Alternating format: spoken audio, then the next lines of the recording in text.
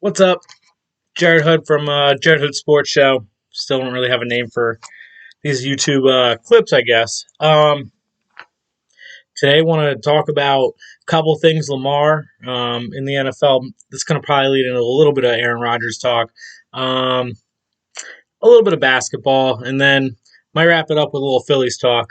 So I'll let the people know who are here for the rest of it when we get into that. Get into it with Lamar. I think the reason there's a lot going on with Lamar Jackson situation, and I guess the biggest, latest thing is that during Harbaugh's press conference, Lamar decided to make it publicly known through Twitter that he requested a trade back in the beginning of March. Ravens put him on the block sometime around then. It sounded like, which was made public. That part, not that he requested the trade. I don't know if it changes his value or gets the pressure going or moving or anything. I think the only thing it does is maybe puts a more of a rift in between him and the Ravens, which maybe that's his goal, right? Um, and if that is, he's trying to put pressure on them. But the issue isn't the Ravens trying to get rid of him.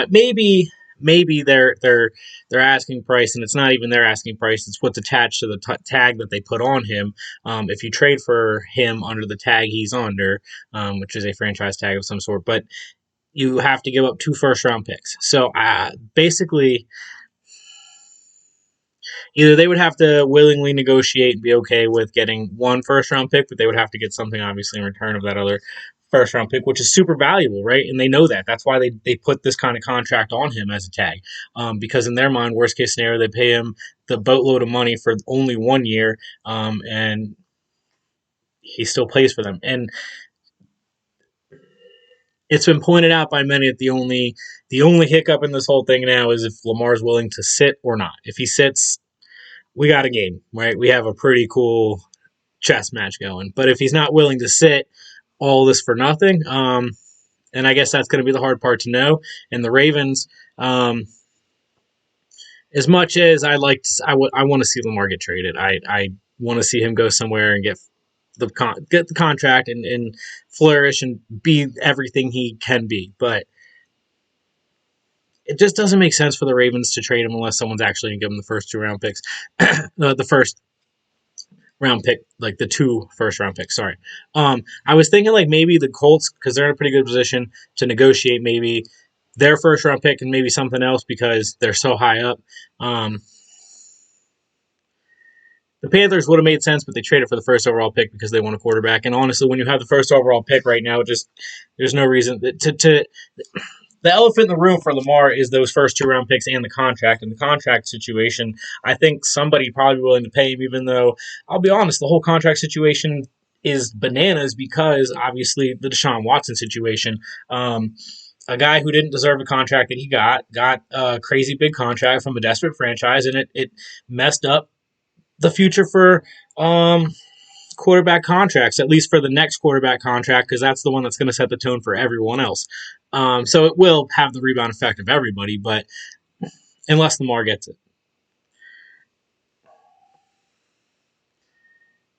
The Giants rushed, got Daniel Jones' deal done for this reason. The Eagles are waiting because they want to see at least what Burrow does. I think the Eagles and the Bengals have made progress in their departments of trying to figure out what they want to do with their quarterbacks. And I think it doesn't have anything to do with Lamar Jackson's situation. The thing, it's easy for me to say for Lamar to sit there and be like, I got to take a step back. Okay, let's not use Watson's conversation. Let's use other contracts as the starting point. But at the end of the day, unless he does that, the Ravens aren't going to budge. And no team, I think, is going to give them both the picks and the contract because it's just going to hinder both of them together. Hinder you. Now, one of them, I feel like there's people out there, there's GMs out there that feel like they can overcome that. Somebody can give them the 2 first-round picks. That's fine. We'll figure it out because we got Lamar Jackson. Or somebody can give them the big contract because that's fine. We'll figure it out. We got Lamar Jackson. But the 2 picks and the contract I think those are both just cap killers because the only way to rebuild without your salary cap is through the draft.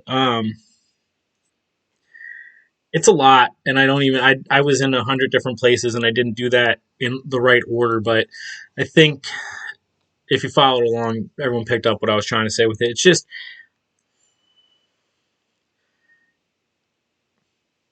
I think that the Ravens are willing to say that the Lamar Jackson situation has run its course. As somebody who, I look at it a little differently, I would be like, hey, you drafted him. You knew this is the kind of player he could be. Now that we're here at contract time, you don't want to give him the money because you're afraid of the obvious, the things that people talk about, the injuries, there's a lot. But I think that he can throw. I think you just got to put him in the right system. He doesn't get trusted enough for that. And also, the NFL, I mean, listen, I love Jalen Hurts, but look what he did. Weapons, right? Like, were better.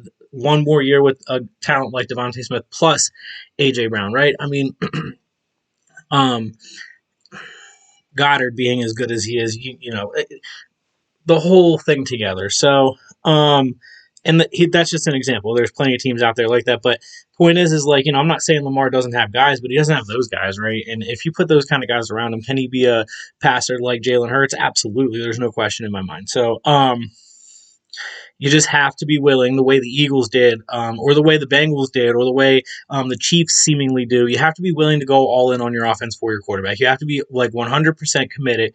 I just got into this back and forth with somebody not too long ago, and I don't love the idea of having to get rid of a bunch of guys, but the Eagles had to get rid of a bunch of guys, right? So what are you going to do? You're going to get rid of the side that scored all the points in the Super Bowl? You're going to get rid of the side that every time the Eagles lost this year, it was mainly because they beat themselves and the defense made crucial mistakes. So, like, they're going to go all in on the offense, which they felt was dang near perfect last year. And they're going to do everything they can to keep everything they can intact with that. And not just them, the Bengals do the same thing. Like I said, the Chiefs. Travis Kelce should get paid a lot more, but he gets paid a lot of money for a tight end for a reason, and he should. But point is like, you're going to slack somewhere other places then, and that just is what it is. You got to have great GMs like those teams that I'm talking about do to fill those holes. And for whatever reason, the Ravens, I love that they are always all in on defense, but a guy like Lamar, you have to go all in on offense, and you have to. I mean, it's unfortunate and it's frustrating, but being good through the draft defensively is what helps all those teams. And the Ravens are usually good through the draft, so it's one of those things that it's there's a lot more than just Lamar and the Ravens. But at the end of the day, like, they are going to be a logjam in the holdup for probably all offseason.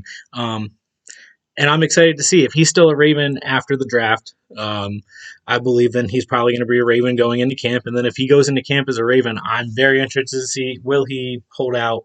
Will he what's he going to do? Also, just to keep going with contracts, Burrow and Jalen Hurts, I'm excited to see how those contracts go down. There's a lot. Patrick Mahomes' contract, I think, is a good staple for all of them, and then none of them are going to get what he gets, right? So, like, that's a whole nother entity to the side that I think that, like, might be a good, instead of the Watson one. If we're going to start going crazy and bananas, right? Like, all these quarterbacks feel like they deserve it. I'm not telling them they don't. If you can get your money, go get your money. I'm just saying, like, the Watson one isn't going to ever make sense, and no team's going to go for it, especially with the Lamar Jackson situation. And I'm a guy, I believe teams are out there, like I said, would pay him the money. It's just because of the 2 first-round picks. The Ravens just are one of the teams that wouldn't pay him the money, and that's unfortunate for him. To oversimplify it, I guess. The Rodgers situation, the only reason I want to bring it up is because a lot of people are also kind of like coming at Lamar, and I think it's a little cross. I like Aaron Rodgers too, like, and it took me a long time. Aaron Rodgers had to grow on me, but like, I'm not going to sit here and say that him and the Packers have done this the most mature way either. And he has an agent, by the way. The Packers are claiming they couldn't contact him. How hard did they try to? I don't know. But would he have answered the phone anyways? Because he's taking a pay cut, and he probably didn't want to take the pay cut. So it's probably a little bit of both sides, the Packers and Rodgers. What I don't like about that situation is they're like, well, I couldn't get a hold of them. No, I couldn't get a hold of them. No, I couldn't. No, oh, I didn't know. No, listen. Neither of you wanted to. You're Aaron Rodgers. You're the Green Bay Packers. If you guys want to communicate with each other, don't sit here and tell me you couldn't figure it out. I'm sorry. It's just I don't believe that. Or if they couldn't, if I'm being honest with this, if the Green Bay Packers could not contact Aaron Rodgers through his agent, through whatever, if they could not contact Aaron Rodgers, that's way more unprofessional than anything anybody has to say about Lamar Jackson. And no one's gonna even everyone's all over Lamar for how he's handling this, but I mean, come on. Now, again, I don't believe that's necessarily true because if you want to contact Aaron Rodgers, you are the Green Bay Packers. You can contact Aaron Rodgers. So I'm not saying that that's 100% true.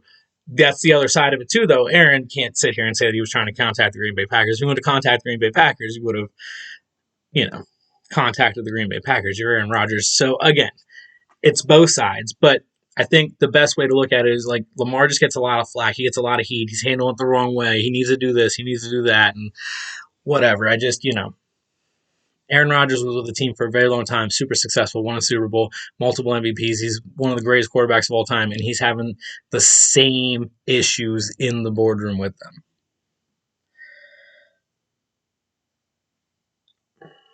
I know I'm a Sixers fan, so it's going to come off biased, but I cared about the MVP a long time ago, just like it seems like Joel Embiid did, and it doesn't seem like he does anymore, okay?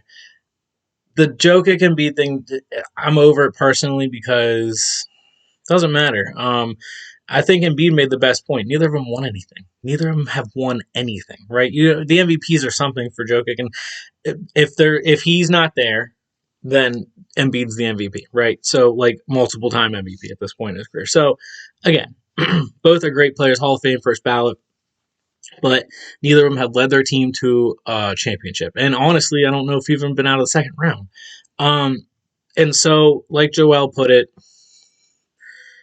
he basically was saying there's no pressure on me. I haven't done nothing to put pressure on me, right? I don't win no MVPs. I've never been out of the second round, blah, blah, blah. But I think all the sitting and all this and that was just kind of him being like, I don't care. I think he's more worried about winning a championship than he is worried about winning an MVP. And as a Sixers fan, I'm really happy to see that, hear that. And he trolled everyone in the morning. They released an article basically saying all the things I'm talking about.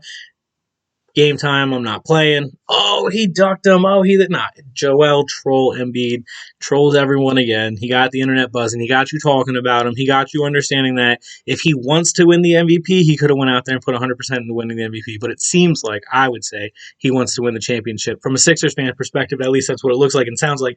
And as a Sixers fan, I can't be upset with that. So excited to see the future, this immediate future of this Sixers team. I think without Harden and Embiid, they still played pretty close to the West number one.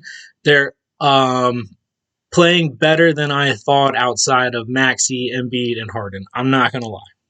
They're just playing a lot better. And even like Tobias, was a Tobias defender, but I back off a little bit because I get it. Like it doesn't, the optics don't always look good with Tobias, but he's even done more than what the haters get on him for. So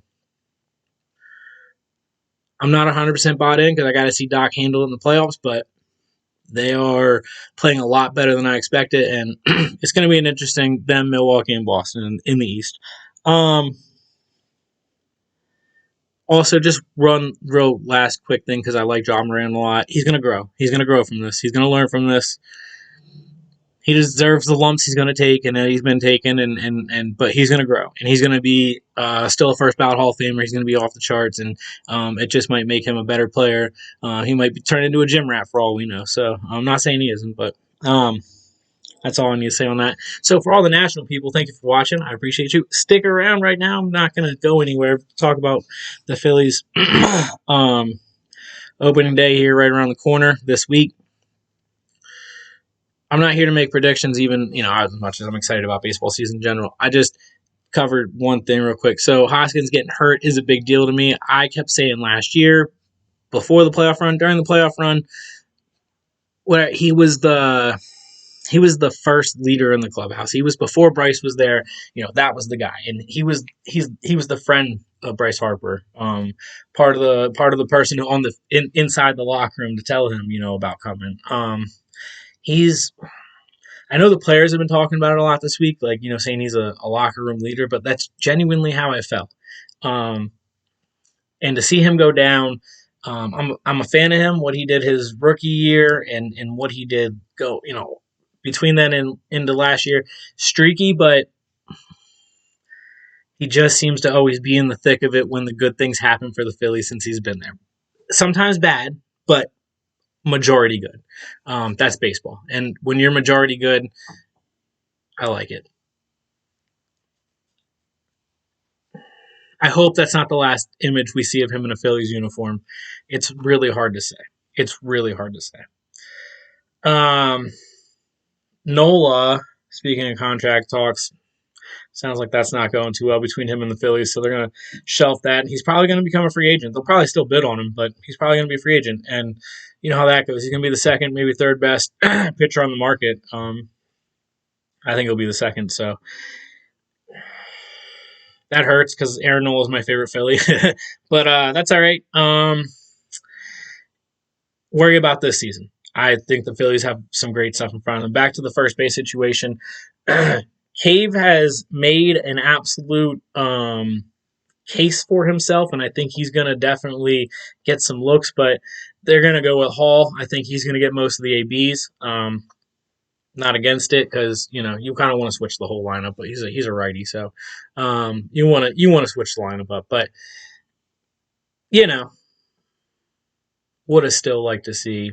I think Cave's going to get shots, but we'll see. We'll see. So, anyways, go Phillies. Thank you for watching if you still are. Jared Hood Sports. I'll probably do some more, maybe leading up to the draft, maybe if something happens with the Lamar thing. But definitely, there'll be more to come. So thank you for watching.